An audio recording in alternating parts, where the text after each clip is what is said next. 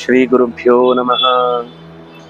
ಜ್ಞಾನಾನಂದಮಯಂ ದೇವಂ ನಿರ್ಮಲ ಸ್ಫಟಿಕಾಕೃತಿಂ ಆಧಾರಂ ಸರ್ವ ವಿದ್ಯಾನಾಂ ಹಯಗ್ರೀವಮುಪಾಸ್ಮಹೇ. ಸಂಪ್ರಶ್ನ ವೇದಿಕೆಗೆ ತಮಗೆಲ್ಲ ಹೃತ್ಪೂರ್ವಕವಾದ ಸ್ವಾಗತ. ನಾವು ಈ ವೇದಿಕೆಯಲ್ಲಿ ಪ್ರಶ್ನೆಗಳನ್ನ ಉತ್ತರಿಸುವ ಪ್ರಯತ್ನವನ್ನು ಮಾಡುತ್ತೇವೆ. ನಿಮ್ಮ ಪ್ರಶ್ನೆಗಳಿದ್ರೂ ಅದನ್ನ ನೀವು ಕಮೆಂಟ್ ಬಾಕ್ಸ್ ಅಲ್ಲಿ ಕೆಳಗೆ ಕಳುಹಿಸಿದ್ರೆ ನಾವು ಮುಂದಿನ ಬಾರಿ ಅದನ್ನ ಎತ್ತಿಕೊಳ್ತೇವೆ. ವಿಜಯ ಅನ್ನುವರು ಒಂದು ಪ್ರಶ್ನೆ ಮಾಡಿದ್ದಾರೆ. ನಾವು ಈ ಮಹಾಭಾರತದ ಯುದ್ಧದ ಪ್ರಕ್ರಿಯೆಯನ್ನು ಕೇಳುವಾಗ ದ್ರೋಣಾಚಾರ್ಯರು ಒಬ್ಬರ ಮೇಲೆ ಹಲವರು ಒಟ್ಟಿಗೆ ಮುಗಿಬಿದ್ರು ಅನ್ನೋದನ್ನ ಕೇಳಿದ್ವಿ. ಇಲ್ಲಿ ಒಬ್ಬರ ಜೊತೆಗೆ ಒಬ್ಬರ ಯುದ್ಧ ಅನ್ನೋದು ಮುಖಾಮುಖಿ ಆಗ್ಬೇಕು ಅಂತ ಅಲ್ವೇ ನಿಯಮ? ಅದೇ ಅಲ್ವಾ ಧರ್ಮ ಯುದ್ಧ? ದ್ರೋಣರ ಮೇಲೆ ಹೇಗೆ ಎಲ್ಲರೂ ಮುಗಿಬಿದ್ರು ಅಂತ ಪ್ರಶ್ನೆ ಕೇಳಿದ್ದಾರೆ. ತುಂಬಾ ಒಳ್ಳೆಯ ಪ್ರಶ್ನೆ. ಯಾಕೆಂದ್ರೆ ನೀವು ಇದೇ ವಿಷಯವನ್ನು ಇಟ್ಟುಕೊಂಡು ಅಭಿಮನ್ಯುವಿನ ಯುದ್ಧ ಮಾಡುವಾಗ ಎಲ್ಲರೂ ಸೇರಿ ಯುದ್ಧ ಮಾಡಿದ್ರಿ, ಆದ್ರಿಂದಾಗಿ ಅದು ತಪ್ಪು ಅಂತ ಕರ್ಣನನ್ನ ಕೊನೆಗೆ ನಿಗ್ರಹ ಮಾಡುವಾಗ್ಲೂ ಇದೇ ಉತ್ತರವನ್ನು ಕೊಡ್ತೀರಿ. ಆದ್ರೆ ಪಾಂಡವರೇ ಎಲ್ಲರೂ ಮುಗಿಬಿದ್ದು ದ್ರೋಣಾಚಾರ್ಯರ ಜೊತೆಗೆ ಮುಗಿಬಿದ್ರು, ಭೀಷ್ಮನ ಜೊತೆಗೆ ಮುಗಿಬಿದ್ರು ಅನ್ನುವ ಅಂಶವನ್ನ ಮಹಾಭಾರತ ಉಲ್ಲೇಖ ಮಾಡುವಾಗ ಈ ಆಕ್ಷೇಪ ಇಲ್ಲಿಯೂ ಬರುತ್ತಲ್ವಾ ಅಂತ ಒಂದು ಪ್ರಶ್ನೆ. ಬಹಳ ಒಳ್ಳೆಯ ಪ್ರಶ್ನೆ. ಬಹಳ ಸೂಕ್ಷ್ಮವಾಗಿ ಇದನ್ನ ನಾವು ಗಮನಿಸಬೇಕಾದ್ದಿದೆ. ಏನು ಅಂದ್ರೆ, ಯುದ್ಧದಲ್ಲಿ ಸಾಮರ್ಥ್ಯದ ಮೇಲೆ ಈಗ ಮಹಾರಥಿಕರು, ರಥಿಕರು, ಅರ್ಧರಥರು ಅಂತ ಹೀಗೆ ಬೇರೆ ಬೇರೆ ಇರುತ್ತೆ.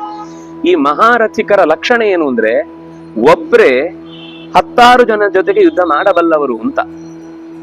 ಎರಡನೇ ಅಂಶ ಇಲ್ಲಿ ಗಮನಿಸಬೇಕಾದದ್ದು, ನಾನು ನಿಮ್ಮ ಜೊತೆಗೆ ಯುದ್ಧ ಮಾಡ್ಲಿಕ್ಕಿದ್ದೇನೆ ಅಂತ ಒಂದು ಅಟೆನ್ಷನ್ ಕ್ರಿಯೇಟ್ ಮಾಡಿ ಯುದ್ಧ ಮಾಡಬೇಕು, ನೇರವಾಗಿ ಯುದ್ಧ ಮಾಡೋದಲ್ಲ. ನಾನು ನಿಮ್ ಜೊತೆಗೆ ಯುದ್ಧ ಮಾಡ್ಲಿಕ್ಕಿದ್ದೇನೆ ಅಂತ ಅಟೆನ್ಷನ್ ಕ್ರಿಯೇಟ್ ಮಾಡಿ ಯುದ್ಧ ಮಾಡಬೇಕು. ಅಂತ ಯುದ್ಧವನ್ನ ಅರ್ಜುನನ ಜೊತೆಗೂ ಮಾಡಿದ್ದಾರೆ ಕೌರವರು, ಪಾಂಡವರು. ಅಂದ್ರೆ ಪಾಂಡವರ ಮೇಲೆ ಕೌರವರು ಮಾಡಿದ್ದಾರೆ, ಕೌರವರ ಮೇಲೆ ಪಾಂಡವರು ಮಾಡಿದ್ದಾರೆ. ದ್ರೋಣನ ಮೇಲೂ ಕೂಡ ಎಲ್ಲರೂ ಅಟೆನ್ಷನ್ ಇಟ್ಟೇ ಯುದ್ಧ ಮಾಡಿರುವುದು. ಎಲ್ಲ ಕಡೆಯಿಂದ ಆವರಿಸಿಕೊಂಡ್ರು ಅಷ್ಟು ಜನ ಯುದ್ಧಕ್ಕಿದ್ದಾರೆ ಅಂತ ಅವ್ರಿಗೆ ಗೊತ್ತಿರುತ್ತೆ. ಆ ಯುದ್ಧ ತಪ್ಪಲ್ಲ, ಇಲ್ಲಿ ಹೇಳಿರುವಂತದ್ದು ಆ ಯುದ್ಧ. ಈಗ ನಮಗೆ ಅಭಿಮನ್ಯುವಿನ ಮೇಲೆ ಪ್ರಶ್ನೆ ಬರುವಂತದ್ದು.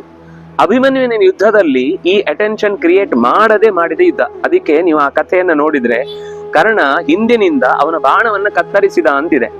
ಅಂದ್ರೆ ನಾನು ಯುದ್ಧಕ್ಕೆ ಬರ್ತಾ ಇದ್ದೇನೆ ಅಂತ ಇದ್ರ ಹಿಂದೆಯೂ ಅದೇ 6 ಜನ ಅಟೆನ್ಷನ್ ಕ್ರಿಯೇಟ್ ಮಾಡಿ ಯುದ್ಧ ಮಾಡಿದ್ದಾರೆ. ಮಾಡಿದಾಗ ಅಷ್ಟು ಜನಕ್ಕೆ ಅಭಿಮನ್ಯು ಒಬ್ಬನೇ ಉತ್ತರ ಕೊಟ್ಟಿದ್ದಾನೆ. ಆದ್ರೆ ಯಾವಾಗ ತಾವು ಪಾಸಾದಂತೆ ಮಾಡಿ ಮತ್ತೆ ಹಿಂದಿನಿಂದ ಬಂದು ಹೊಡೆಯುವುದು ಅಂತ ಅನ್ನುವಂಥದ್ದೇನಿದೆ, ಇದು ಮುಗಿಬಿದ್ದು ಯುದ್ಧ ಮಾಡುವುದರಲ್ಲಿ ಅಧರ್ಮ. ಅಂದ್ರೆ ಯಾರು ಅರ್ಧರಥಿಕರಿರ್ತಾರೋ ಅವರು ಒಬ್ಬೊಬ್ಬರ ಹತ್ರ ಯುದ್ಧ ಮಾಡ್ತಾರೆ. ಯಾರು ರಥಿಕರಿರ್ತಾರೋ ಅವರೊಂದು 5-6 ಜನರ ಜೊತೆಗೆ ಒಟ್ಟಿಗೆ ಯುದ್ಧ ಮಾಡ್ತಾರೆ.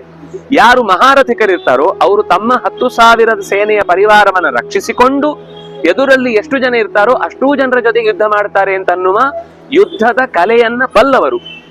ಈ ಯುದ್ಧದ ಕಲೆ ಯಾರಿಗೆ ಗೊತ್ತಿದೆಯೋ ಅವ್ರ ಹತ್ರ ಮಾತ್ರ ಅಷ್ಟು ಜನ ಒಟ್ಟಿಗೆ ಯುದ್ಧಕ್ಕೆ ಹೋಗ್ಬೋದು. ಯಾರಿಗೆ ಈ ರೀತಿ ಹಲವಾರು ವ್ಯಕ್ತಿಗಳ ಜೊತೆಗೆ ಒಟ್ಟಿಗೆ ಯುದ್ಧ ಮಾಡ್ಲಿಕ್ಕೆ ಬರಲ್ವೋ ಅವ್ರ ಹತ್ರ ನೀವು ತಪ್ಪಿ ಯುದ್ಧ. ಯಾಕಂದ್ರೆ ಅದಕ್ಕೆ ನೋಡಿ, ಯುದ್ಧದ ಮೊದಲೇ ಇವ್ರು ಮಹಾರಥಿಕರ, ಇವ್ರದ್ ಲಿಸ್ಟ್ ಬೇರೆ, ಇವ್ರು ರಥಿಕರ, ಇವ್ರದ್ರ ಲಿಸ್ಟ್ ಬೇರೆ, ಇವ್ರು ಅರ್ಧರಥಿಕ. ಯಾಕದು ಅಂದ್ರೆ ಮೊದಲೇ ಅವ್ರಿಗೆ ಹೇಳಿರ್ತಾರೆ, ಇವರೆಲ್ಲ ಅರ್ಧರಥಿಕರು, ಇವರೆಲ್ಲ ರಥಿಕರು, ಇವರು ಸೇನೆ, ಇವರು ಆನೆ, ಇವರು ಕುದುರೆ, ಇವರು ರಥ, ಇವ್ರು ಇಂಥವ್ರು ಅಂತ ಅದನ್ನ ನೋಡ್ಕೊಂಡು ಅವ್ರ ಹತ್ರ ಆ ಯುದ್ಧ ಮಾಡ್ಬೇಕು. ಇದು ಎಲ್ರಿಗೂ ಎಲ್ಲರ ಬಗ್ಗೆನೂ ಗೊತ್ತಿರ್ಬೇಕು ಅಂತ ಅರ್ಥ. ಅದು ಪ್ರಧಾನವಾಗಿ ಕಾಲಾಳುಗಳಿಗೆ ಗೊತ್ತಿಲ್ಲದೆ ಹೋಗ್ಬೋದು, ಆದ್ರೆ ಅವರ ನಾಯಕನಿಗೆ ಗೊತ್ತಿರುತ್ತೆ. ಅವನು ಹೇಳ್ತಾನೆ ನೀವೆಲ್ಲರೂ ಒಟ್ಟಿಗೆ ಹೋಗಿ ಯುದ್ಧಕ್ಕೆ ಅಂತ. ಆದ್ರೆ ಯಾರೋ ಒಬ್ಬ ಸಾಮಾನ್ಯ ಇದ್ರೆ ಅವನ ಮೇಲೆ ಎಲ್ಲರನ್ನ ಮುಗಿ ಬೀಳ್ಲಿಕ್ಕೆ ಹೇಳುವ ಹಾಗಿಲ್ಲ. ಹೇಳಿದ್ರೆ ಅದು ಅಧರ್ಮ, ಆಗ ಅವನು ಅನ್ಯಾಯ. ಈ ಹಿನ್ನೆಲೆಯಲ್ಲಿ ಈ ಯುದ್ಧದಲ್ಲಿ ದ್ರೋಣನ ಮೇಲೆ, ಭೀಮನ ಮೇಲೆ, ಅರ್ಜುನನ ಮೇಲೆ ನೀವು ಗಮನಿಸಿ, ಈ ಯುದ್ಧ ಇಂತಹ ಯುದ್ಧದ ಪ್ರಕರಣಗಳು ಇಂಥವ್ರ ಮೇಲೆ ಮಾತ್ರ ಹೇಳ್ತಾರೆ. ಸಹದೇವನ ಮೇಲೆ ಅಥವಾ ಸಹದೇವನ ಮೇಲಾದ್ರೂ ಇದ್ದೀತು, ಇನ್ನು ಕೆಲವು ಸಣ್ಣ ಪಾತ್ರಗಳು ಬರ್ತವೆ. ಆ ಪಾತ್ರಗಳನ್ನು ಹೇಳುವಾಗ ಶ್ವೇತ ಅಂತ ಇರ್ಬೋದು, ಶಂಖ ಅಂತ ಇರ್ಬೋದು, ಇವರಿಗೆಲ್ಲ 10 ಜನ ಒಟ್ಟಿಗೆ ಯುದ್ಧ ಮಾಡಿದ್ರು ಅನ್ನೋ ವರ್ಣನೆ ಇಲ್ಲ. ಯಾಕೆಂದ್ರೆ ಅವರೆಲ್ಲ ದ್ರೋಣರ ಹಾಗೆ ಎಲ್ಲವನ್ನು ಒಟ್ಟಿಗೆ ಸಂಕುಲ ಯುದ್ಧವಾಗಿ ಮಾಡಬಲ್ಲವರಲ್ಲ. ಇದನ್ನೆಲ್ಲ ಸ್ವಲ್ಪ ಸೂಕ್ಷ್ಮವಾಗಿ ಗಮನಿಸಿದ್ರೆ ಅಲ್ಲಿ ಧರ್ಮ ಯುದ್ಧವೇ ನಡೆದದ್ದು ಹೊರತು ಅಧರ್ಮ ಯುದ್ಧ ಅಲ್ಲ ಅಂತ ಗೊತ್ತಾಗುತ್ತೆ. ಇಷ್ಟು ಇದರ ಹಿನ್ನೆಲೆ ನಾವು ತಿಳ್ಕೊಳ್ಬೇಕಾದ ಅಂಶ. ನಮಸ್ಕಾರ.